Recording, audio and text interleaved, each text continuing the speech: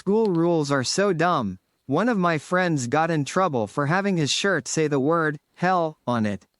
Like, Mr. Principal Dude, you are not the president of the earth. Just for his shirt saying the word, hell, he was forced to put his shirt inside out. What are these dumb school rules? Who are coming up with these? Like, Mr. Principal, it's not that deep. Yes, this is true. Subscribey plzi need subs please.